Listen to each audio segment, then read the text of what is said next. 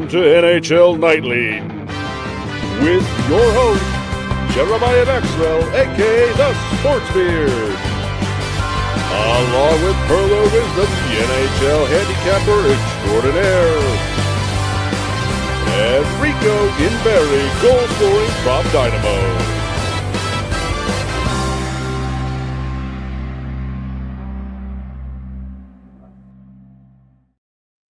What's up, everybody? Welcome to NHL Nightly. I'm your host, Jeremiah Maxwell. With me, as always, Rico and Barry, goal-scoring prop dynamo, Pearlo Wisdom, the handicap extraordinaire, and our special guest tonight, Kevin Olenick from Shifts and Pucks.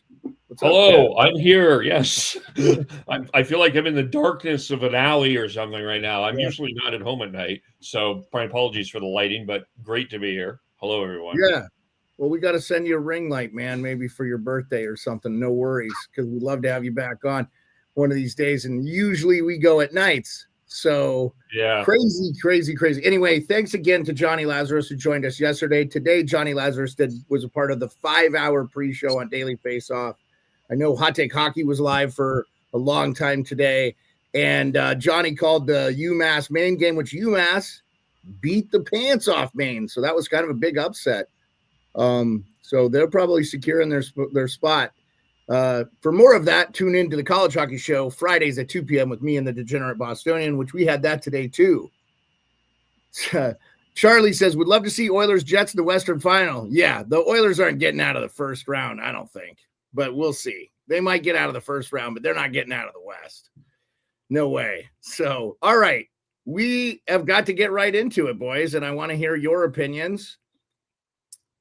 The last night, right after we went off air, Brock Nelson went to the Colorado Avalanche. Who called that, Pearlo? Did I not say that? I thought Brock Nelson would be going to the Avs. They give up Callum Ritchie and a first-round pick.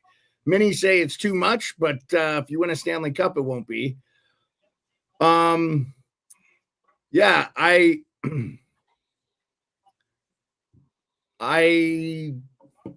I want your guys' opinion on the Mikko Rantanen trade. Give it to me, guys.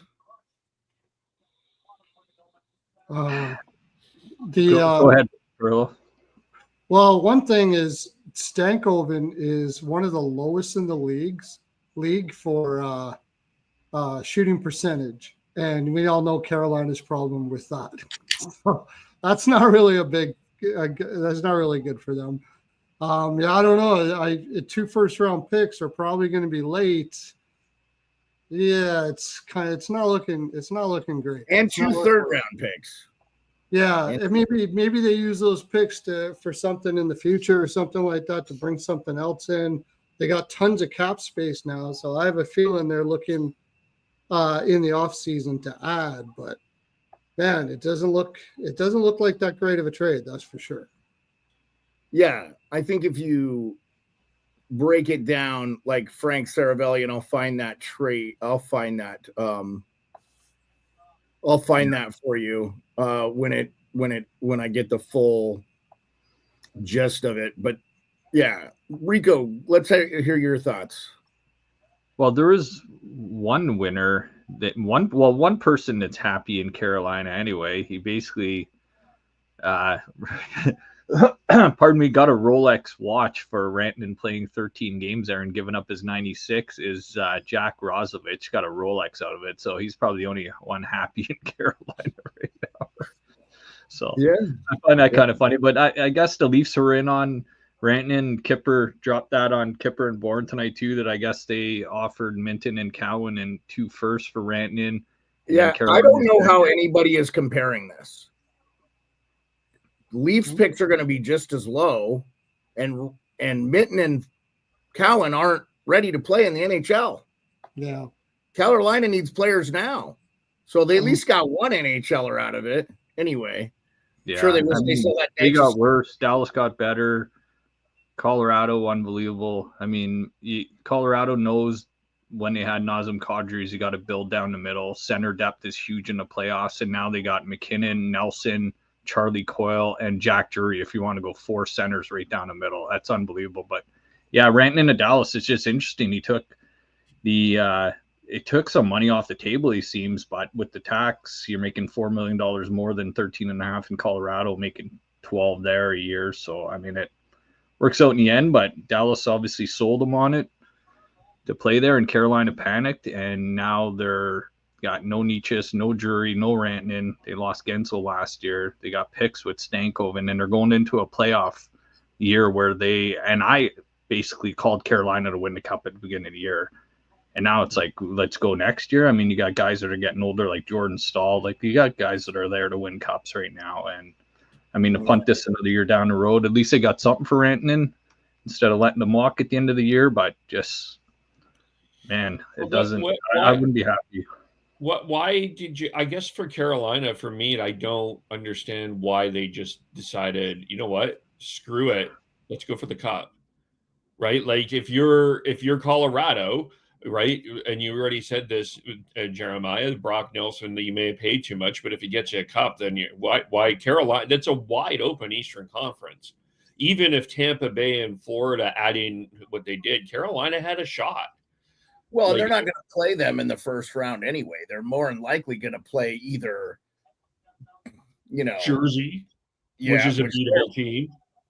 Yeah, they're Columbus, which is a beatable team. Yep. It would be Columbus. If Columbus is 4 points behind Jersey. So after today, and Jersey's lost, they're 4-6 in their last 10. I think but regardless, Carolina probably winning that first round matchup against Jersey. In fact, that's probably an easier matchup than what if the Capitals have to play Ottawa or the Rangers. Yep. Like, that's an easier matchup for those two. Ottawa's a good team, man, and they got better today. We'll talk about that trade. Yeah, I think, look, you know what? This is what I'll say. I give them a lot of credit for making the Rantanen move in the first place. I thought it was one of the biggest trades we've ever seen in the history of hockey in the regular season, for sure. I couldn't think of anything compared. Joe Thornton, maybe. Like in the middle of the season. The closest for recent, yeah. Right. Just with the impact that Rantanen's already had, though, like Thornton was fairly young when he got traded. So I know he just won a Hart Trophy. So it was like, yeah, that was kind of an interesting thing. But you're talking, and some guy had the gall to say Rantanen played like a 130-pound player. I'm like, look, he may not have fit well in that system, but Mikko Rantanen is like fourth in scoring behind McDavid, McKinnon, and Draisaitl in the last like 5 years. It's those guys. He's up there. I know he didn't assimilate well. I think he's going to fit well in Dallas, but I'll say this. I give Tulsky a ton of credit. Once they realized, hey, we're not going to get to sign this guy. So here's what I heard, the timeline and how it kind of went down.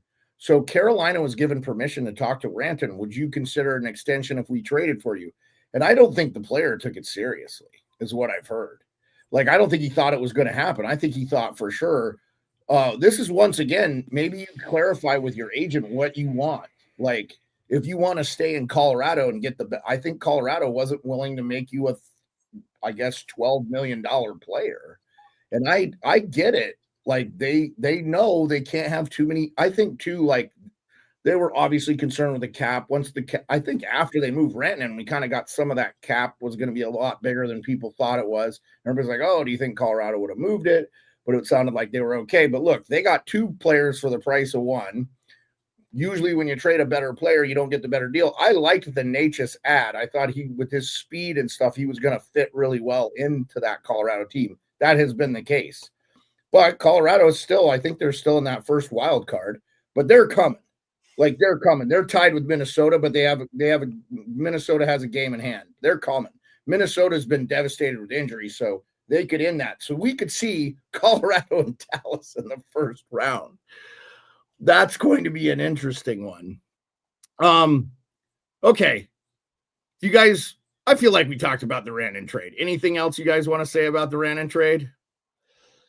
I wonder why. I guess the other question that I would have, and I would be curious, it felt like that was of Logan Stankoven. There were some people suggesting the idea of Logan Stankoven possibly being flipped to Vancouver for Brock Besser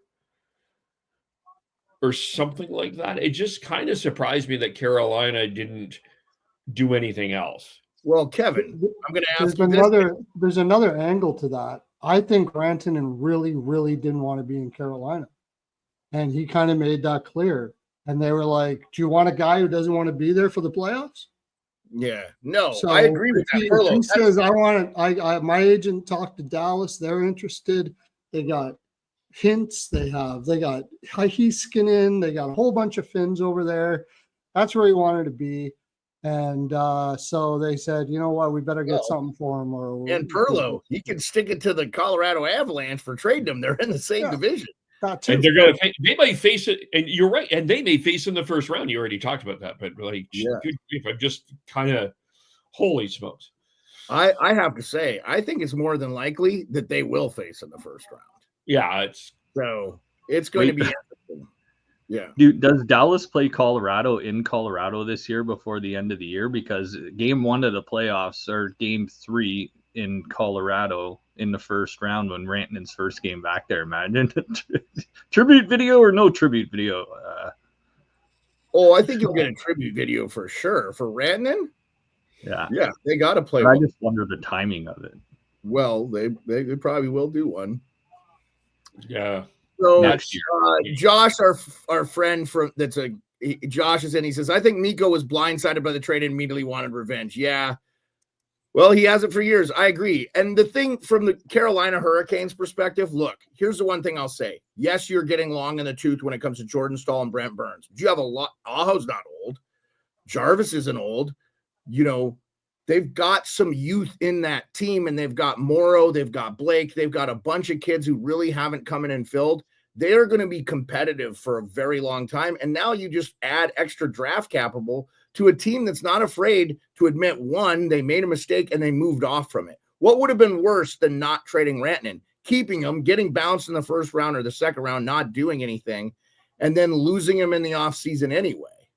So I'm very impressed with Tulsky. One, the balls to pull the move off to trade for Rantanen, I thought was impressive. Yeah, it didn't work out, but you don't leave your team completely hanging, and you get, 4 picks and a pretty darn good NHL player with a ton of upside on your team. And he's a monster around the puck and plays really well 2 ways. I know he's not the biggest player, but I think he's going to fit better in that system with Brind'Amour than maybe people are. Then, let's just say Rantanen there too wasn't really that successful. I don't think Rantanen's the best defensive player. We sometimes often don't talk about those things. Okay. No. By the way, the answer to the question of Dallas, Colorado at the end of the year is no, unfortunately not. Thank you, Kevin, for looking at his first time back in Colorado would be in the playoffs. Yeah. I just threw up a jerseys for the games tonight. That's usually my thing, but I should have probably put up Dallas. Who's the other winner? Do we say Colorado? Do we say getting Charlie Coyle, getting Brock Nelson, moving Middlestat out? Are they the other winner? Did you like that deal? The thing that I'm worried about with them is there's still too much change at one time. Yeah, 20 games, and you got to put all that stuff together. Like historically, it hasn't worked very well when teams have done stuff like that. May work out for Colorado. I could be wrong, but that's a lot of change in a room and the chemistry and on ice chemistry, the off ice chemistry, everything trying to get into a system. So that would be the only thing. But I mean, as far as players are concerned, absolutely, they won the day for sure. Yeah, there's the trade details for them getting Charlie Coyle. I was actually really surprised. He's very highly thought of too. They solved so essentially Jack Drury, they have him listed as the 4th line center. So they are deep up the middle now with Mac, Brock Nelson, Charlie Coyle. Charlie Coyle is a good 3rd line center. I mean, he was doing, and then you have Jack Drury in the bottom there. And you get rid of Middlestat. Obviously, they needed to move Cap out, and that wasn't working out probably from the get. there. So that's interesting. I do have the live games on, by the way, too. Your Canucks, Kevin, there in Vancouver are scoreless in Vancouver against Minnesota. So this is a big game for Minnesota and Vancouver. So I got under 1.5. Need to keep winning to keep their playoff position. I've got Anaheim and St. Louis on. That's a big game as well. Big what? St. Louis, Anaheim, big game as well. Yeah, absolutely. Looks like somebody's going on the power play. Anaheim is just taking a penalty. Pittsburgh and Vegas Golden Knights, I have that game on too. They are scoreless. Wild Canucks are scoreless as well. Blues are up 1-0. Alexei Tropichenko, second goal of the season. Tropichenko. Earlier games, Jets just hammered the Devils 6-1. Caps beat the Red Wings 5-2. Blackhawks are now up 3-1 on Utah. This is a huge game for Utah. I don't know what they're doing. They got to win this game. Yeah. Like, you can't have this effort right after the trade deadline. Blackhawks, you cannot be losing to this team. Anyway. Okay, so I'll toss another winner, and it's kind of, this is going to be a little out of the box because they didn't do anything. And I think it's a pretty gutsy move for the Washington Capitals to not do anything. To go into this. Other than that, Beauvillier, but they didn't do anything significant. So they took that said that they trusted that team. Yeah, 2 words for you, Kevin. Ryan Leonard. He's coming. I think that's the trade deadline ad, isn't it? You're going to see him in the playoffs, and he's going to. Well, he'll play 9. John Buccigross said today, not to cut you off, apologize, but John Buccigross said today, he points it out. He said if the Boston College, who's actually not been playing great as of late, doesn't make the Frozen Four, Ryan Leonard will get to play 9 regular season games with the Caps.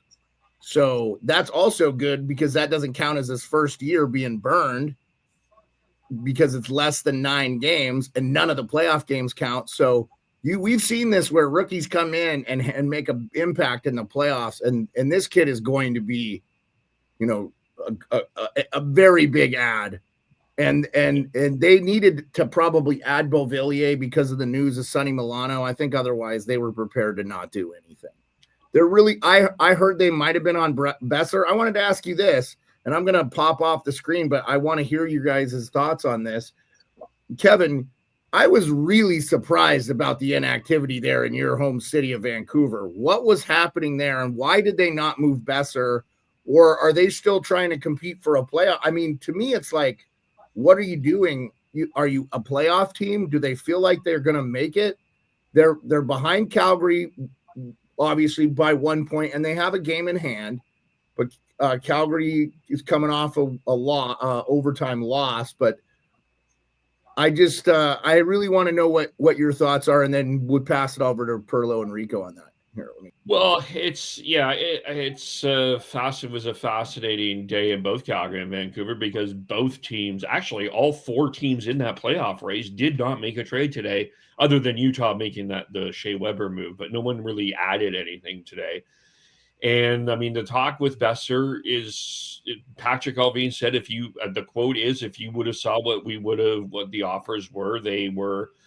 You wouldn't have believed them. So he obviously didn't think that they got enough of an offer for Brock Besser. I mean, I think people are scratching their head on that in some ways and thinking, some people think that they, looking at the situation around them and thinking, like, look at all these other players, what they got, like Anthony Beauvillier, a 2nd-round pick.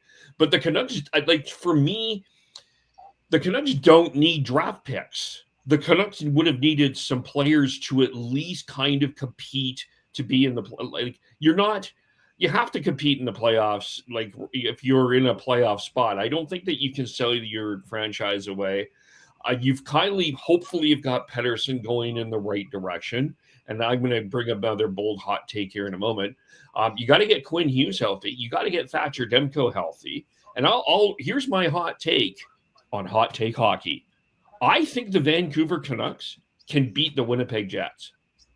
I think the Winnipeg Jets will have all of the pressure, no matter who they're facing in that first round of the playoffs. And I think they're being carried very much by goaltending and the power play. And we know that the penalties change, the rules change in the power play. if Quinn Hughes is healthy, if Thatcher Demko is healthy, and Pettersson goes to at least the way that Elias Pettersson can be, this is not a cakewalk for the Winnipeg Jets. I think a lot of people are thinking it is a cakewalk because you're looking at the standings.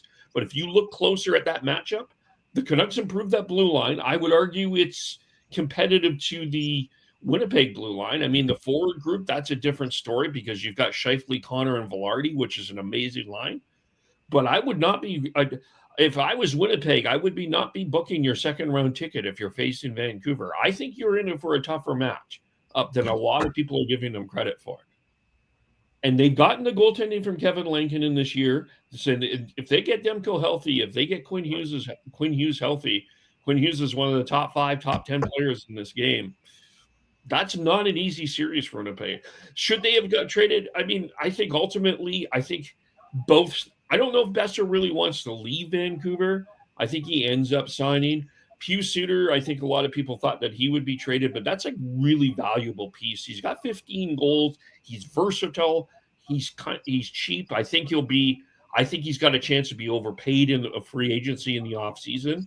But it's a tough situation when you're like 1 point out of a playoff race that you should be the favorite in.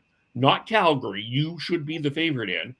But you have let everybody into this party, and you have to clean up this mess. So that's kind of where I'm at. What do you think, Rico? Yeah, I mean, there's a lot of ifs there, right? You know, Quinn Hughes, Demko, there's a lot of ifs. I mean, there's a lot of people that picked Vancouver after they took Edmonton in the playoffs right to the edge last year. That a lot of people had Vancouver to win the Pacific this year, and I was kind of buying it too, man. Like just the way they were playing last year, the way they ended the year, you know, on a high note. Then the Demko news came, and then just the whole stuff with Miller and Pettersson through the year. And, you know, this team looks a little different with Hedl in the lineup, but still Miller, just the physicality. I know they added DeBrus too, but no, I mean, if Vancouver sneaks in, it could definitely be dangerous. You got Lankinen. If Demko ever got healthy again, and Quinn Hughes, the guy's an MVP Norris candidate this year. So, I mean, and like you said about the Jets, man, they've overplayed Hellebuck for the last few years, and he's died in the playoffs. And power plays do go away in the playoffs well too. So it'll be interesting. The Jets haven't done anything yet in the playoffs, so you can't really say that they will. So I mean, they haven't showed it yet, and Vancouver's got playoff experience through that lineup too. So yeah, it'll be definitely be an interesting series if Vancouver plays the Jets in the first round. I think they'd be pretty tough. Like you said, Pettersson can get back to where he was, but that's right now. That's a big jump. Big jump. My gosh, I really thought he would be much better than he was after Miller left. I've heard some stuff about possibly personal life stuff going on with him or whatever, but whatever it is, I don't think they're beating the Jets with Pettersson playing the way he's been playing. That's for sure. I mean, the way that he's been playing. But they would have to definitely move up. I like the other Pettersson they got from Pittsburgh. I thought that was a great move.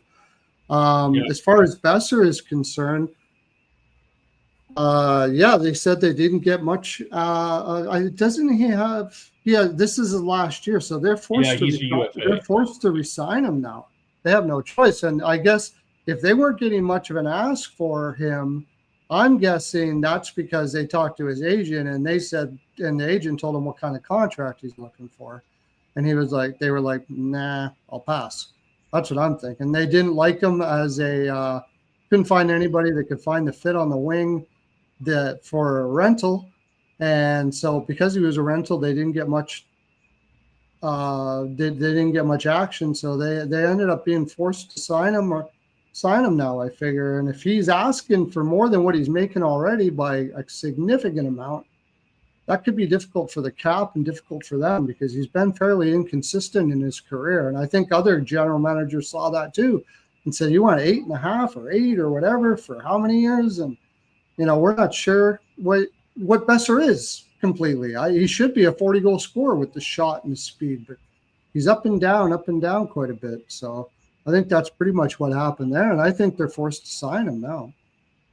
Yeah, Kevin, just finish up there on the thoughts there for the Vancouver Canucks for everybody. Yeah, I guess. I mean, I thought Brock Besser had a really strong playoff last year, especially against Nashville.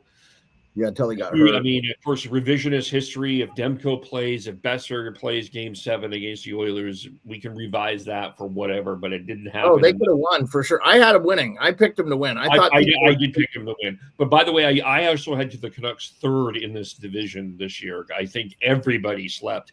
The Oilers and Canucks fans were yelling at each other on Twitter of how good each team would be, and they all forgot Vegas. Yeah. So. Well, they lost in the first round kind of unceremoniously last year. And I firmly believe if Edmonton had to play them in the first round, that would have been a really bad matchup for them. Yeah. But that's going to be a bad matchup that might be a bad matchup for them again this year. Yeah. The thing with the Jets is the Jets have leadership. They have chemistry. Like, they tinker on the edges. They had like a Lucien and Tanev. Like, this team is solidly built. And not to cut you off there, Rico, Elias Pettersson just scored a power play goal for the Vancouver Canucks. There we go. Nothing. Talking about it. Let's get Pettersson going, man. Let's get him some good luck on the beer. That was a pipe from the high circle there, man. Beating Gustafsson too. Good one. Pettersson's got a good shot. Didn't he go? That's what he was. That's what he does. Yeah. When he's smoking, man, that's what he does. That high circle, he can just freaking crush it. Yeah. That was a great shot. Maybe he gets going. That would be great, man. I mean, ultimately, they're not going to be able to move that contract. That's a trade deadline ad in a lot of ways. If you get Pettersson back to Pettersson to what he is, like, that's your trade deadline ad. And hey, let's talk a little bit. I know, Kevin, since we got you on here, and I know this wasn't a trade deadline trade, but let's talk a little bit about Philip Hedl. I've actually thought he's played fairly well for them as he's been. What have your observations been of Hedl? I know the Canucks fans were disappointed about the Miller loss, but how do you feel about Philip Hedl? I think he's fit in really well with the Canucks. I think is he perfect? No, it's a development in progress. I think he's got to keep his head up. I've heard that from a few times from a few people that know hockey a lot more than me. He needs to keep his head up. That's been, of course, that injury concern is there, but he's been effective as he can be on the power play. He's been a really solid second line center, first line. A lot of times he's been the best center with Pettersson the way he's been. So he has a lot of instincts in the offensive end. I do wonder a little bit. I think probably his defensive game probably could use some work, but it was not a bad pickup by Patrick Allvin for JT Miller. Obviously, they did the best they could in a rotten situation, and they got a guy that I think will be there for a while. And I mean, the flipping of the pick for Marcus Pettersson too, I think improving that blue line is really helped. And don't forget there's DPD. Elias Pettersson as well. He is going to be a very big problem on the blue line for the Canucks for a number of years. They also have Tom Willander coming. It's expected to come, and he, like Ryan Leonard here, is expected to come here shortly, and he's going to be part of that Canuck blue line for a number of years as well. So the blue line is fine. The forward group is the issue. Is the question? But Kiefer Sherwood keeps banging. Yeah, I mean, your blue line was so deep. You guys just offloaded Carson Soucy. Yeah. By the way, I believe we just had a fight in the game. If you want to call it that, it was a turtle. Sherwood and Hartman got into it a little bit. I think there. Hartman fell down and nothing really happened. But okay, yeah, and it looked like just he was finishing his check there. Okay, so this was probably one of the bigger trades. I'll pop it up here. I wanted to get your guys' opinion on this. The Senators acquired Dylan Cousins, Dennis Gilbert, and a 2026 second-round pick from the Buffalo Sabres in exchange for forward Josh Norris and Jacob Bernard Docker. This was a pretty big trade. A lot of people thought, I I don't know what to think of it just because how Cousins has been as far as a player. What were your thoughts? Avi likes it for the Sens. He's all over it. So what were your thoughts? I liked it for both. I mean, Norris can snipe the puck, and he's so good when he's in the lineup. I mean, best friends with Brady. Obviously, sad to see him leave, but I mean, Cousins has a good upside too. Just wasn't feeling it anymore, fighting his way pretty much out of Buffalo. And I mean, good trade for both teams. I mean, Norris got to stay healthy. I mean, Buffalo went and re-signed Zucker as well too, which kind of was a and they gave Greenway like a really big deal too, like $4 million a year. I was a little surprised. Not that Greenway. I mean, I think when the cap shapes out, that kind of player will be a $4 million player. But I thought that might have been a little bit of an overpay for. I like Greenway, physical forward. Again, I thought Buffalo was like, why did they trade Byram? I guess he's an RFA, so they're not worried about somebody offer sheeting him, or they want somebody to offer sheet him so they get money for him. Anyway, I was a little interested to see what Adams did there. I am not sure this is a great deal for Ottawa, considered how liked Norris was. And I hear what Avi's saying. He's not on the ice enough for them. Dude, Brady Tkachuk's been through a lot. They just traded his best friend. They've been booing the national anthem in his home rink, and he's the captain of that team. And they've been booing the U.S. anthem every time a team comes in there. They're like pretty much driving this guy out of Ottawa right now. This guy's been through a lot. It is an interesting gamble for Ottawa to make, considering you're right, everything that Brady has been through. And with the booing, I mean, I don't want to talk about the booing in the national anthem, but you traded his best friend. This better work for Brady. I mean, you saw the emotions that he wore on his face. Yeah, I don't believe Ottawa's a playoff team. I'm sticking to that. I still think that I think in tough situations, they seem to just not react properly. You can easily push them around and rattle them still. I don't think Allmark is a consistent goalie. Well, he doesn't play enough. He's injured. And he's not healthy enough. And we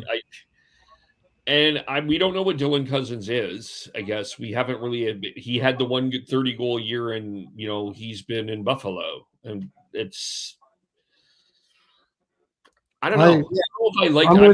I'm with you on that in a sense, but to me, Buffalo just got the same player that's a little older and isn't healthy. Like I think Ottawa kind of wins in like man on man sense. They're basically the same type of player though. Neither one of them plays defense very well. Right. One of them is more physical and one of them's got a better shot. But if Norris can stay healthy, I guess it's okay. But I don't really think it's like a world beater trade for Buffalo. That's for sure. Well, I would have expected him to get a lot more for Dylan Cousins as well. But the thought is he hasn't had a great year statistically and hasn't looked great. Here's a question I have for you guys before we move on. Jacob Bernard-Docker, pretty solid defenseman. It's not bad. Yeah. Like, they get a pretty good defenseman in this trade. I kind of was surprised that Ottawa was trying to. I mean, maybe they had to. But it felt like Norris and Cousins basically made equal money. Like they just did a 1-for-1 on that, and I actually kind of thought the Sens should have sauced them a second round pick, not the other way around. So that one's a little bit of a twist from me.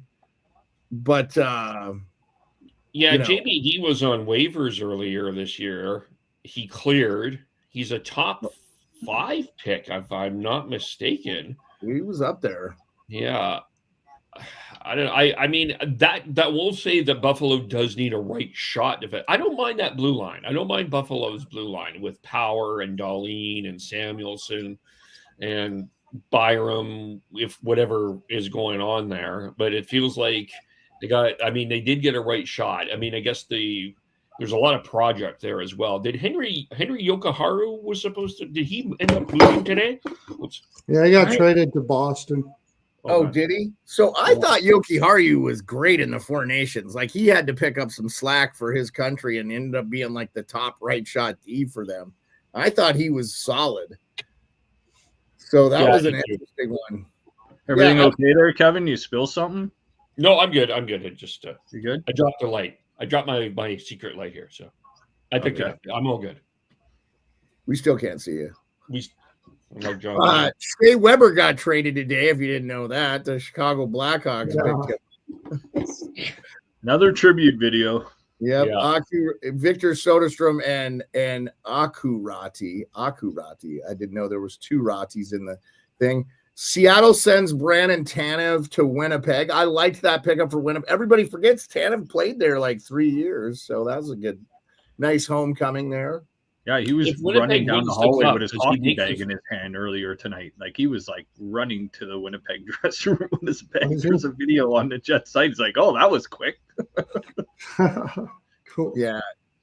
I was a fan. Luke Kunin, San Jose Sharks, and a 5th round pick go to Columbus. So that was good.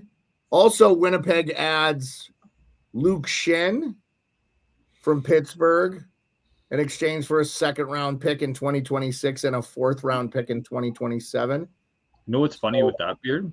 Is Toronto gave up a 3rd for Luke Schenn the other year, and now he's 2 years older, and he's making like twice the amount of money, and he fetched a 2nd and a 4th. It's kind of weird. Yeah. This year, man, people were getting it for the players. Like that's why, I mean, we'll talk about it after, but yeah, there's some players that were on the move, and these teams did fairly well that gave up some of their roster players. Well, let's talk about a kind of an interesting one. The Florida Panthers acquire Brad Marchand for a conditional 2nd round 2027 pick. Marchand, I hear, is going Brad for 4 weeks. So, oh wow, Penn State. Before we go to the Marchand and the Florida drama, can we talk about Boston? Because I have no idea what the hell they just did. That was an unmitigated, like, is there a bigger loser than the Bruins today? They got to rebuild, man. They do, but they need to start with their front office. They could, at no question, and this is a PSA. Avi's in the chat. He's a diehard Bruins fan. For like Bruins fans, you need to riot until Cam Neely and Don Sweeney are gone. You cannot allow Don Sweeney to be a part of this rebuild. That was an unacceptable return for Listen, we've said this so many times on this show. I'm tired of crapping on Bruins fans. It's been this bad. They had 0 players at the World Juniors. They have the weakest ranked prospect pool in the entire NHL. That is a joke considering where they are regionally, the players they can scout. Like, you've got to do better. I know their owner is notoriously cheap, but you notoriously need to invest in your scouting and get rid of these legacy. Don Sweeney should not have a job just based on his 2015 draft alone. So I'm saying, and I know this is going to piss a lot of hockey people off. No, that is abysmal. I don't hate what they got back for Marchand because he's on an expiring deal. He's concussed, injured for 4. He's got an upper body injury for 4 weeks. They're saying he might miss. He may not even come back till April. So, like, they're not going to have him for any length of time. And I think sometimes when you add, I think he'll fit in great with Florida. But honestly, he'll probably be a third in the third. He'll probably play with Bennett, which will be even hilariouser, right? That's not even a word, but it's I don't know, man. Like that one's an odd one for me. That people were kind of riding about that. I thought he got a really nice return for Coyle. I thought he got a pretty decent return for Brandon Carlo. So I give him credit for selling the pieces he needed to sell. I think they could have probably I was surprised in some teams that didn't do stuff, but William Zellers has got a bunch of points and he in the USHL, he's going to be in college. That's a nice pickup. Adding like talent to your non-talent pool is a good thing. So I give Sweeney some credit there.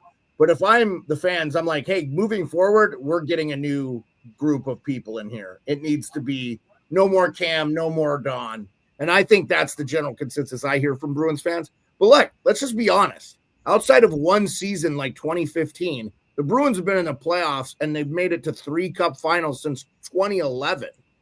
It's 2025. They've had almost as good a run as the Red Wings did, and that stuff comes to an end. Yeah, no, I thought it was a good first-round pick, Avi. I thought what the Leafs gave up, Fraser Minton's going to be a decent player. That's a good ad. I mean, that's a player that can play on their roster now, too. So, like, the Leafs just have, like, the kind of so much depth there, you know. So I'm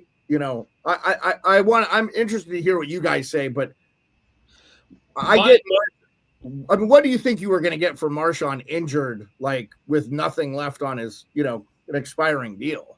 They didn't eat any salary. I guess for me, the Boston Bruins have, I think we've all grown up in the generation of what the Boston Bruins were like. It was a bad hockey team, like not bad in terms of a bad team, but it was never fun to go to Boston. It was never like they were an annoying, tough team. I mean, you add is Casey Middlestat a Boston Bruin? I don't know that they keep him. I think. Well, no, obviously, it just doesn't feel like Elias Lindholm doesn't feel like a Boston Bruin. Like, it just doesn't feel like they're even close to what their identity is. I think that Justin Brazeau deal for Minnesota, I think that will be probably not a significant loss for Boston, but I think he's a good ad for Minnesota. That felt like a Boston Bruin guy. Like, I don't. Yeah, for sure. Like they got they do need to rebuild. I totally agree with you, but they need to get back to what their identity was, I think, as well. You wonder how long Pasternak is going to be there as well. I think that will be an interesting offseason discussion. What do you do with David Pasternak? Because that guy might fetch you a bunch. I mean, if you're Pasta, do you want to compete for championships? I mean, he hasn't won a cup. He wasn't on that 11 cup team. So yeah, I hear you. Rico, you're a Leafs fan. You have to feel devastated for the Bruins. Absolutely. No, I'm cheering for it. I'm cheering for more rats thrown on the ice in Florida. I wonder if they're going to throw extra ones when Marchand scores too. I love the whole Florida Panthers rat and Marchand going there and just going to a rival team, but perfect fit. I can't think of a better team for him. Perfect fit. So does this mean Marchand goes back to Boston ever, or he's done as a Bruin, or do you think he considers re-signing there? So Doug McLean, did you hear what Doug said? He said, so what do they call the guys from PEI? They call them there's a name for them. You guys call Islander. What do you call those people? Newfies? Newfie, yeah. Oh, well, no, but there's it's like a geographical term, like something or nor'easter. I don't know. Yeah. Anyway, you guys aren't any good. Anyway, he said one thing about I have no idea about the island. But they're stubborn. So he thinks Marchand definitely, because they couldn't work out a contract extension. So it's not Newfies. I know what you mean. Maritimers. But Maritimers. Thank you. Maritimers. Anyway, beautiful area. I want to get there. One of these years.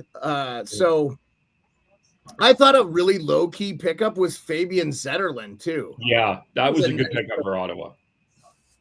So, yeah. There was talks of him being moved on because that new wave in San Jose, he's not going to be there when that team's competing. So why not move on him now? He's in his late 20s. I was a little bit surprised it kind of sounded like they were going to trade Mario Ferraro and didn't. But I'm glad they didn't, because I really like Mario and I'd like to see him stay there. And I think he can be a part of their rebuild there. So that'll be good stuff. I know one thing. I'm glad I took Florida again to win the cup, because that Marchand deal was freaking awesome. Well, but also we have to remember they added Seth Jones, too, which is a really nice ad for them. They Nico Sturm, I think, too. Yep, Nico Sturm. How about Nikita? Okay, how about this? Nikita Grabankin. Is that back check, forecheck, paycheck? Is that Grabankin? Yeah, they're gonna love him in Philly. I don't know why he wasn't playing more in Toronto, to be quite frank. Anyway, they get a 2027 first round. Mistake from Toronto giving that one up. I would have given this year's up over the 2027. Scott Lawton goes to Toronto. his hometown. He's from Oakville. Rico, you're the Toronto Maple Leaf fan. Were you super stoked with the Scott Lawton? And we can add Brandon Carlo in there, obviously, too. What were your thoughts about the move? Yeah, no, I liked it. It allows Carlo to play beside Riley. I know before he had Hainsey and Chen and Riley played a lot better. He was better offensively when those guys are beside him. So, I mean, they've been trying to find somebody to play with Riley, and I know his point production's gone down this year, but Toronto went to the five forward power play all year. So Riley lost all his power play time this year. So his points per game were still pretty good.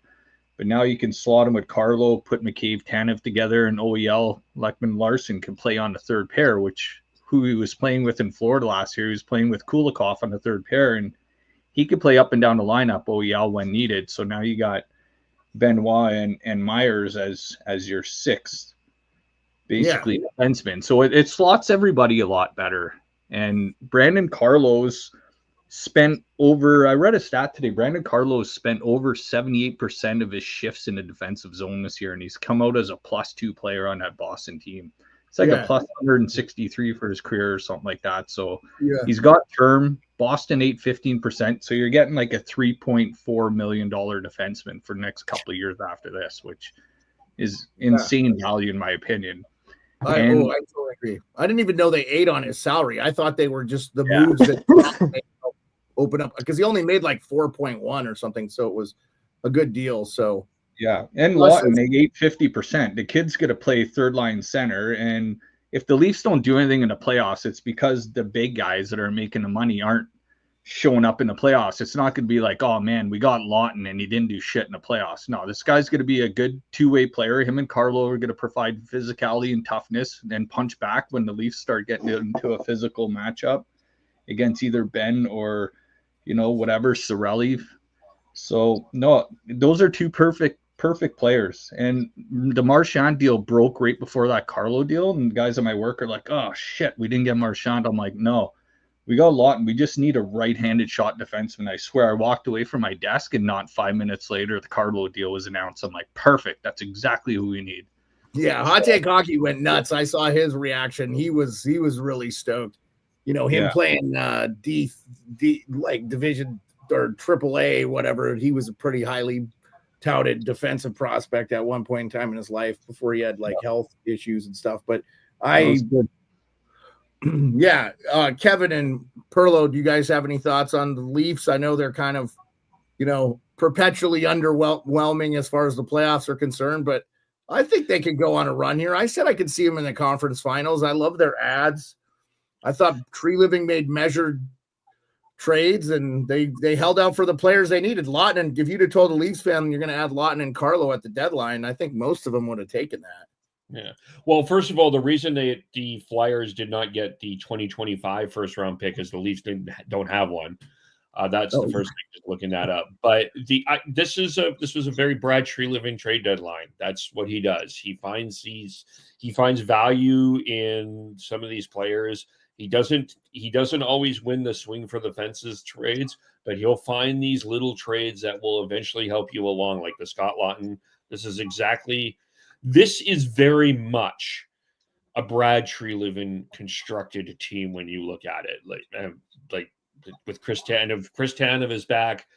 Yeah. I think the Leafs.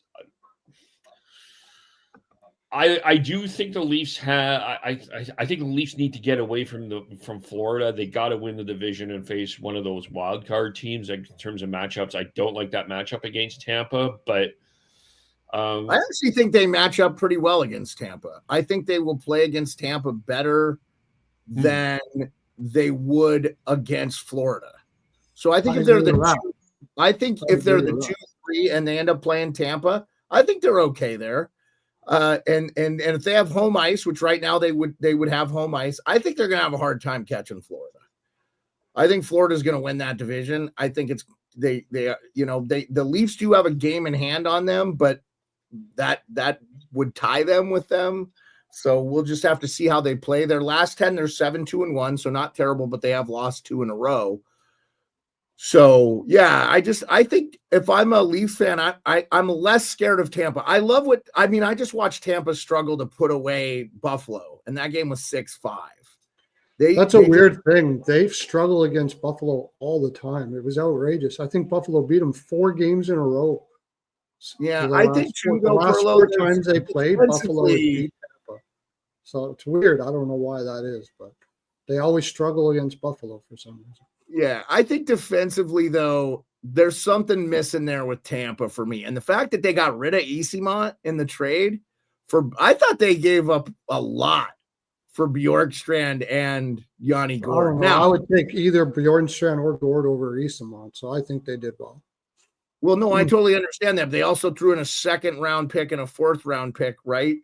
And they they gave up a lot. Don't get me wrong, but I mean, man for man. I just thought it was kind of a lot for those 2 players. Now Bjorkstrand, cost controlled, and they have him for more than a year. So Anyway, look, the one thing about Tampa, they're plus 59 goal differential. They're one of the best in the NHL. The only team they're behind are Washington and the Winnipeg Jets. So Winnipeg's plus 78 and Washington's plus 63. So they're a very good team, and they're 9-1 in their last 10, by the way. And Andrei Vasilevsky is back to being Andrei Vasilevsky. Yeah, that's the scary part. That's the one where Toronto might have trouble with, I think. Yeah, for sure. Yeah, I agree.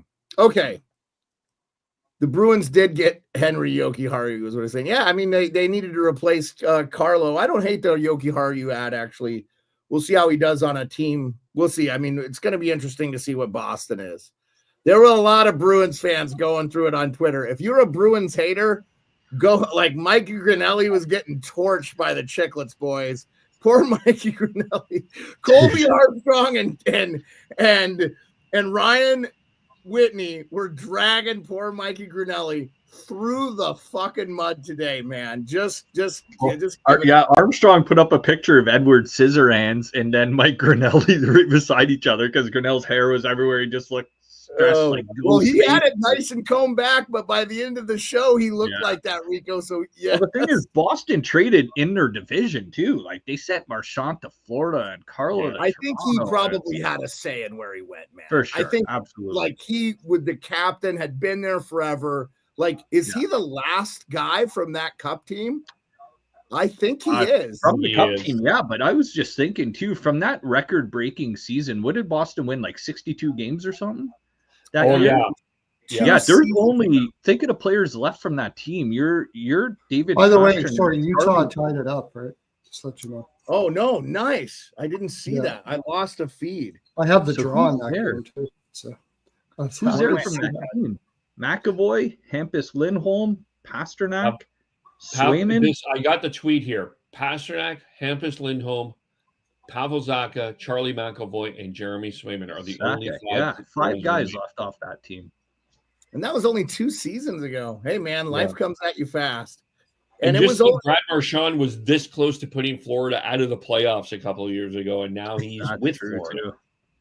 Oh, dude. Yeah, I love it, man. This is a great trade deadline. I don't know. Lots less trades, but bigger deals, right? Yeah. Okay. Fun. It was a very fun trade deadline. A lot of stuff happened that you didn't see coming, like Rantanen going to Dallas. We didn't want to say that before. We were saying LA, Vegas, and then boom, Dallas is there. Wow. Yeah. Hey, Jim Neal. We constantly say they're one of the best front offices. They draft so well. Sure, yeah. And he turned Logan Stankoven into an 8-year deal with Rico Rantanen. Look, out of all of this, I think Dallas probably has the strongest forward group of any team in the NHL right now. But they still look like shit on their back end on the right shot D. Yeah. That's the thing that would be nervous. Yeah, and they didn't really add anything to that, did they? They didn't. No, that would be my one concern with Dallas is that. Now, if they get Heiskanen back for the playoffs, it's not going to matter because they'll be. I need to move him to the right side. He's played the right side. Low key, Ottinger has like sometimes he looks great, sometimes he's not. That's they're going to be a fun team to watch. Yeah. I mean, if you tell me Colorado beats Dallas in the first round, I'm not going to be shocked. Mm-hmm. because Colorado addressed every need they had this year throughout the year, and you have to give Chris McFarland a ton of credit. Their goaltending shit, he changes out the whole platoon. That never happens. You know, they don't like their D. They add Ryan Lindgren to get that bottom third pair, which has been a real problem for them. Also, remember, Josh Manson's been out injured for them. Imagine if they get Josh Manson, and let's say Landeskog can come back and play some minutes for him in the playoffs. Like, unbelievable. They'll be tough. And then they add their whole center line. I mean, you guys know. They had McKinnon and Middlestat playing second line center for the first half of the year. Now look what they've done to the center ice position. It's unbelievable. Yeah, they have McKinnon, Brock Nelson, Charlie Coyle, and Jack Drury. All players. And then I think Netchis has been really the West good. is a bloodbath, just like last year. There's a first round matchup, like you said, Colorado, Dallas. There's going to be a team going home, maybe one or two after the first round. You're going to be like, hey, I had him as a cup winner. I was hoping Edmonton would win the Pacific and Colorado would stay in that first wild card, and Edmonton would have had to play Colorado in the first round. That would have been fun. Because I see the Edmonton fans. I hate to tell you, Edmonton, you didn't do enough. Wallman, okay, he's going to add offense to your team that doesn't have an offensive problem. You have a keeping the puck out of your own net problem and a team defense problem. And you added a guy who's not known for playing defense. You know the problem in Edmonton, too, is that McDavid's been playing with, Hyman and Nugent Hopkins on that top line all year. Dreisaitl's been dragging line mates into the fight on that second line all year, and he's having a career year this year. Dreisaitl's like, I'm getting scraps on my second Kevin. line. What do you got to say? Everybody last offseason was like, oh, wow, look at the Oilers offseason. Pearlo wasn't. He picked him to not make the playoffs. I thought, I didn't pick him to not make the playoffs. I put a bet on it because the price was good, and I thought there was enough of a possibility that plus 700. Pearlo moved out of Edmonton. More like plus 900. How much he didn't believe in them. The Skinner trade, I was like, and I was living in Edmonton at that time. All my Oilers fans are going, Skinner, Skinner, Skinner. I go, you didn't follow Skinner his whole career. The guy is an absolute, just horrible. Yeah, I actually moved to Fort Wayne, Indiana. Is the problem there, man? What's that? I said Pearlo moved to Fort Wayne, Indiana. That's how much. Yeah, that's how bad the trade was. I moved to Fort Wayne, Indiana. Yeah. Where there's no hockey team. I'll tell you one thing. You look crystal damn clear in Fort Wayne, Indiana, and you always look like you were in a snowstorm in freaking Edmonton. Because your internet sucked there. So watching the Oilers make moves made my brain look like that. It probably came out that, Kevin? Pearlo kind of like lived in Edmonton for the last few years. Then he just moved to Fort Wayne just this past year. Yeah, fair. Yeah, I heard that. Are you an Oilers fan? I am an Oilers fan. Yeah. But I'm not a fanboy. Like, I'm not like one of those people that I don't get upset either way. All that. I like all teams. And I'm more like, I think you said it too on the show. I watched your video. I'm more about players and I am about teams. And I'm a big Matthew Tkachuk fan and Brady Tkachuk. So I love the Tkachuk brothers. Yeah, Oilers ain't going back to and the Wilson finals. They ain't going back to the finals. I don't think they get by Vegas. I actually think LA could beat them. Beat who? The Oilers? Yeah. Edmonton. Yes. I agree. Yes. Yeah. Yes. Although I do love the Wallman move. I do love that. No, I know you like the Wallman move, Pearlo. I know you do, but I don't think he helps them defensively. They needed right shot D help. Yeah. Oh, it would be right shot would be great, but he definitely helps. He's better than Frick defensively. He's better than Nurse. Well, yeah. Better than Klingberg. Oh, jeez. Yeah. Tyler, mom's better than Klingberg. Okay. I feel like let's just give your final thoughts on the trade deadline, and then Kevin. All those games tomorrow to do that. We're not going to keep Kevin around for the games. I don't want to keep. So for me, the winners, I think we talked a little bit of this. I say Dallas. I think Florida. Not like a lot of people crapped on Seth Jones, and I think like he's going to be put in the right spot in Florida, right behind Ekblad and Forsling. I think that was a really good ad for Florida, and then Marchand and the Rat line. That's just going to be fun. And So those are kind of my two. And Colorado, I think I would put in my winners. Losers for me, we haven't talked about this team, but how do you trade Morgan Frost and Joel Farabee for a third-round pick? I don't understand what's going on in Philadelphia. Yeah, they were trying to move off those guys for a while, Kevin. That was a really good move for both teams, I think. They wanted the cap flexibility anyway. So Philadelphia is going to probably make a run at some free agents, I think, too, in the offseason. So Frost and Farabee, they were ready to move on from those guys. That was a great ad, a change of scenery for Calgary. I actually love that move for both teams because it was a win-win. We've seen this a lot this year where teams have actually made trades with each other, and they've worked out for both teams. It's been awesome. So I agree with them. I thought it was a terrible trade. I agree with them. Well, the return might not be what you think, but they wanted Frost and Farabee off their roster. Yeah, I know. They got $10 million in cap space, basically. And the cap space is the compensation, and they're probably are thinking they're going to have to throw some money at Mitch Cobb pretty quickly. Is that what you're thinking? Well, no. I mean, he's in his first year. He's got 2 more years, but no. Look. I loved what Keith Jones said earlier. He said we're not a playoff team. He goes, they're trying not to be. They don't want to be good. They want to get more prospects and build correctly. And so they're getting rid of some of their. I'm really surprised they didn't find a home for Ristolainen. The other thing, just a caveat, Montreal didn't trade any of their pending UFAs. Armia, Savard, I kind of thought somebody would be in on those guys.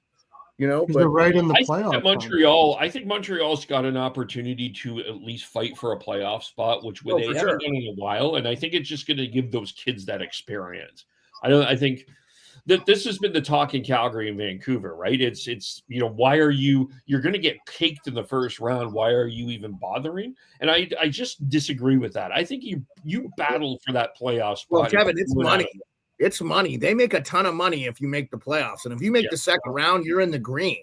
A lot of these teams lose money. So Calgary making the playoffs is a good thing. Edmonton Vancouver making the playoffs is a good thing. I think Calgary has a very good shot to make the playoffs. And I think the Frost Farabee ads are going to help them. That gives them depth, So anyway. Yeah, no, for sure. My other two losers, you guys talked about the Oilers. They didn't do nearly enough. I mean, they got a guy that's not going to play for a couple of weeks either in Trent Frederick. And I don't think Winnipeg did enough. I know they added Luke Shen and Brandon Tanev, but you look at what Colorado and Dallas did and what Winnipeg did. I'm just not convinced about this Winnipeg team. I'm just not sold on them. Not like everybody else is. Yeah, I think everybody is kind of on the same boat as you, my friend. I think actually a lot of people are Winnipeg doubters because they just haven't done anything in the playoffs since 2018. And they lost in the conference finals to Vegas, a first-year team. So I'm with you, man. I think that's a fair assessment.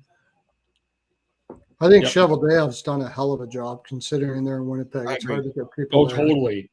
That team has got some of the best two-way players. Second best team, top 9 two-way players in the league, besides Florida. So you look at what's happened in Winnipeg and what has happened in Buffalo, two similar type of cities. It is night and day. I'll tell you right now, though, those Buffalo Bills fans would fill that stadium, the Buffalo fans, if they were any good. They're just not good. They have the population and the economy. The problem with Winnipeg is they don't have the population and the economy to overcome a bad team. They're not selling. They're one of the worst attendance teams now, and they're still one of the best. Yeah. So that's what's unfortunate there in Winnipeg. That's the reality, is that we might see them eventually leave there again. I know a lot of people, and let's hope that doesn't happen.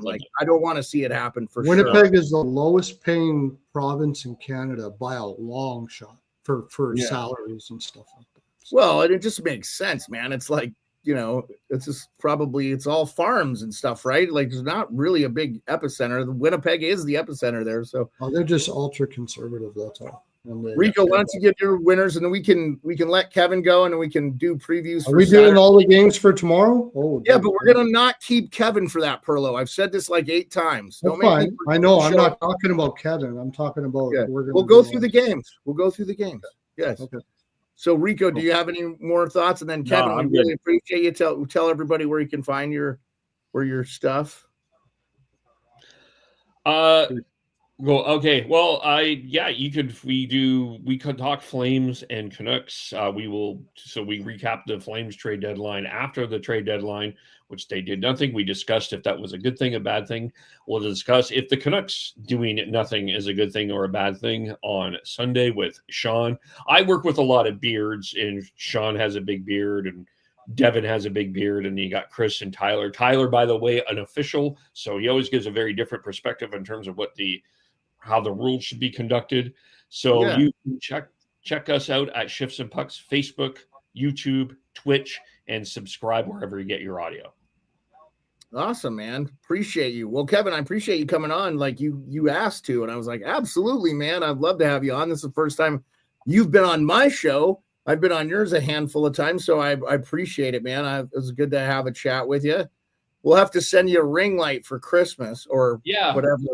Yeah, we'll say St. Patty's Day. We'll say it in St. Patty's Day. So, yeah, for sure.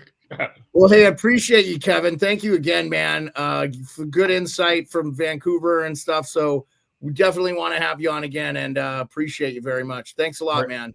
Thanks a lot. Thank you. Nice to meet everyone. Yep. Have a good one. Okay, Kevin Olenick from Shifts and Pucks, and like you said, you can check those out at Shifts and Pucks. Yeah. Okay. And those guys are great, man. Shout out Devin and Sean, the Beardy Canuck. I've been trying to get those guys on too, but it's just tough to get people schedule wise and stuff. So, okay. 10 friggin' games tomorrow. Rangers, Senators, first game of the day. That's 8:30 a.m. game here. Rangers are actually dogs in this, plus 110. I'd probably like the Senators here at home too, but we'll see. What do you think, Pearl? Yeah. I just tweeted that out so you can go check out all my plays on this. But okay. It's just I want to take the Rangers at plus money there, but I just don't like that spot. They're doing one of those go across to Ottawa, and then they got Columbus back home to Columbus the next day. It's gonna be tough. So I am taking Ottawa there too. What do you got, Rico? Yeah, same reason. I'll take Ottawa. Yeah, I think they're going to be jazzed. Their team added. I know that everybody's going to be like, oh, yeah, he got traded. Okay, but like if this is hopefully this works out for both teams. I really hope Cousins takes off. Kraken Flyers, I say who cares? Let's not even talk about this game. Yeah, I mean, who cares? Okay, give me the over 5.5 because nobody's going to want to like. Yeah, here's an interesting one. Bruins Lightning. Yeah, also you guys want to talk about that? I mean, do you see the Bruins winning it all in that one? So, I mean, the money to be made is betting the Bruins plus 225. They're not winning. The Lightning have won 9 of their last 10.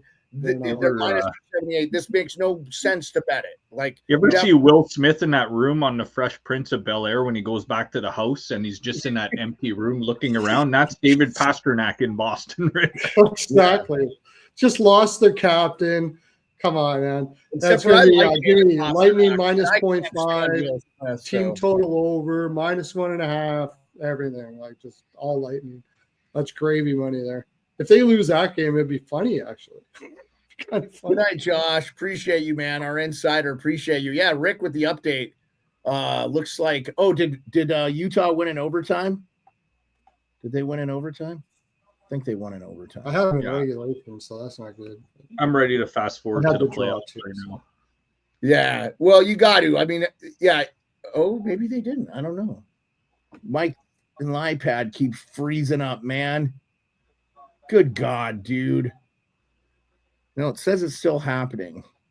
We'll go to the Blackhawks broadcast, see if that works. Still tied 1-1, Anaheim, St. Louis. Canucks are still up 1-0. They could have scored again, though. The Canucks have actually looked really good here. This is good. They need to win this game. I mean, it's a huge game. They're outshot 16-7, though. 19-9. 19-9 now. 19-9. 19-9. Yeah, and Vegas is up 2-0.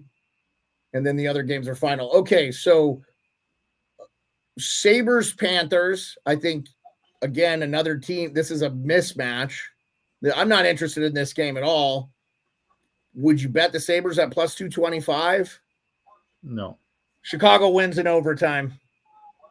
Shoot. Yep, Chicago won in overtime. At least I have the draw. That's the main thing. Yep, there you go. Connor Bedard finally scores a goal. Yeah, he had a real nice defensive play that created a goal early in the game that actually got the game tied 1-1 because that's a brutal loss. They needed that extra point. If you're Utah, you got to get every point you can. You can't be losing points to the and that was Bedard, I think, that scored the overtime winner, huh? Anyway, okay.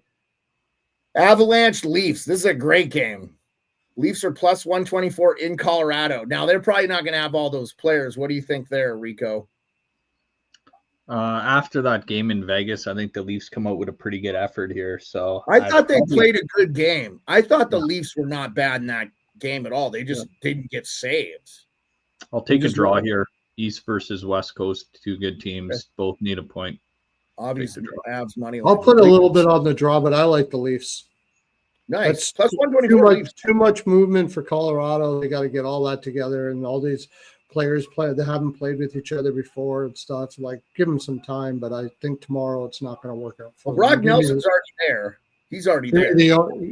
Yeah, I know, but I mean, he's not practiced or anything. Charlie Coyle might take the same flight as Brandon Carlo out to Colorado right now. Yeah, that could be. Yeah, that could be. Yeah.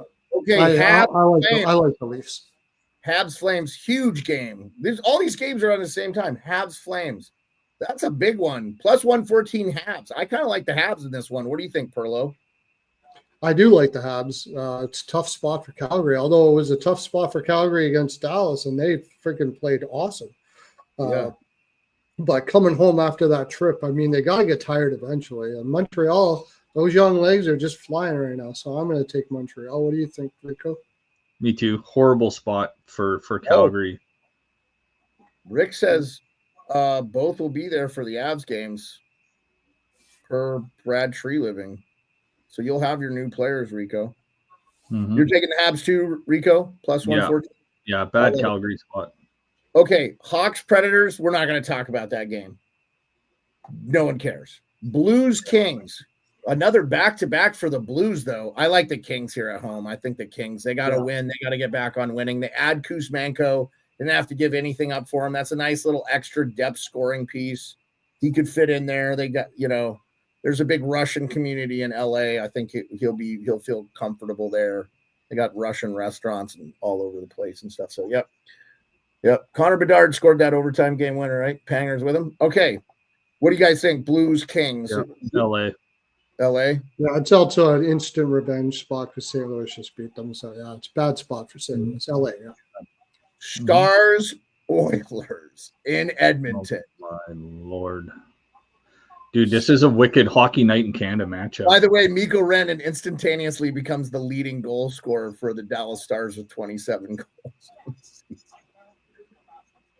That's crazy. Go ahead. Yeah, this is definitely hockey night in Canada. Instant classes, 10 o'clock late game. What do you think? Yuck. This is a tough call, man. Not to me. You say Dallas? All day. Plus 102 Dallas all day and team total over 3.5. What's nothing going to do against that kind of depth and the way McDavid barely beat Montreal. They barely beat Montreal. I don't know if Edmonton. I don't know if McDavid has something going on physically or whatever, but he's not. They're not winning anything with him like that right now. Yeah. Things got to change there. I mean, I don't know what the odds makers are looking here. I would have taken Dallas before they added Mikko Rantanen. So, me too. Just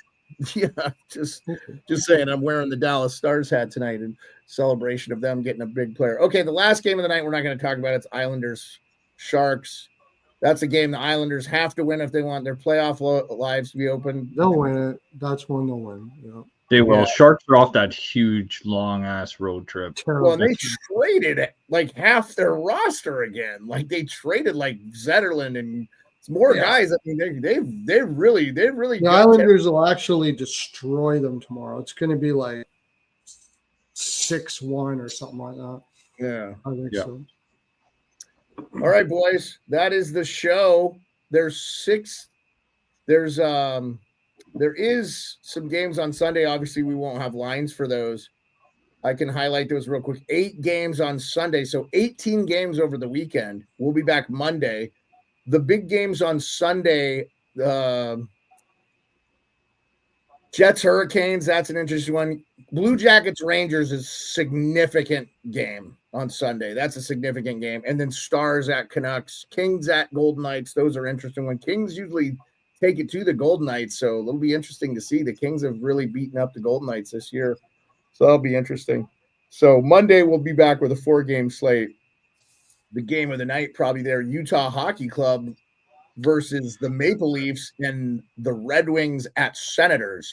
Huge playoffs. So, yeah, it looks like Blues took the lead. Avi says 2-1 just as we're getting off here. And Canucks are still up 1-0. And obviously we said the Chicago Blackhawks came in. Well, anyway, guys, it was great to have both of you. I appreciate you guys. Awesome. Thanks for spelling me there in the middle of the show with Kevin. Thanks again to Kevin Olenick from Shifts and Pucks podcast. Final thoughts, boys, and then we'll head into the weekend. I wish the Jets would have picked up a number 2 center. I mean, moving Nemeskov down the lineup a little bit would have been huge for them. So I think, apart from that, Winnipeg's all right. They got a wicked team. I hope the best for them going into the playoffs. Hope they have success. I'm cheering for the Jets in the West. Yeah, sure. Me too. Dallas, Florida final. That's it. That's all I got. You think? Dallas, Florida final? We'll see. I still am concerned about Dallas's back end. Their back end, especially with Heiskanen out. Let's see how he comes back. Yeah, he'll come back, though. I mean, I still think they're good enough. Sagan, if they get him in the lineup in the playoffs, that'll be interesting, too. I think he wasn't going to be back till May, though. So he's out a while. The only problem I have, actually, the only concern I have is Ottinger getting, like, dialed in, man. When he's dialed in, he's awesome. But, yeah, he's sort of in and out sometimes. He's been good, man. This year, I think he's in the top 3 as far as goalies, as far as that goes. So I don't think Thomas Harley's taken a huge step since the 4 Nations too. Like with Heiskanen out, Harley's been playing well. So yeah, I mean, Ottinger's 8th in goals against. He's not in the top 10 in save percentage. I'll tell you in a second. But I have it right here. He's 8th. Well, I'm not looking at that. I'm looking at other stats to do with him. I don't know those. What's he? I mean, with that in front of you, he's 9. He's not too bad. He's like 21st. He's 21st in the league in goals saved above expected. So it's not bad. He hasn't been bad. I'm not saying he's been bad, but I just like to see the dialed in Ottinger. Once you want him in the top 10, you know, like that's where you want him for sure. Okay. Yeah, I want him up there with other guys. So your final thought is I still think Dallas, Florida final. Yeah. Okay. Florida, Dallas final. Rico gave your final thought was Winnipeg. Go Jets. Getting a second line center. And my final thought is thanks again to everybody that we had a busy week, man. We're back on the Sports Beard channel. We've had some huge numbers. I think we were up to Pearlo. We had like a lot of people with Johnny Lass yesterday. Yeah, we had 2,000, almost 500 or something. Right? Yeah, it was ridiculous. So we had a good number. He's a loved man. He deserves to be. He's a good guy. Tonight was light. 33 people all night, roughly. Really appreciate. We will be back Monday, 10:10 Eastern. Is this working out for you guys, the 10:10? It works pretty good for me. Give me a little bit of time. So give me a little bit of time. I know 10 is a little bit better, but it's tough for me. It's 6 o'clock here. So just sometimes the wife gets home and this, that, and the other. It's very helpful. So appreciate everybody. Read what you take, folks. Read what you take. Make sure you know the ingredients. All right, everybody have a great night. We'll see you Monday. Peace.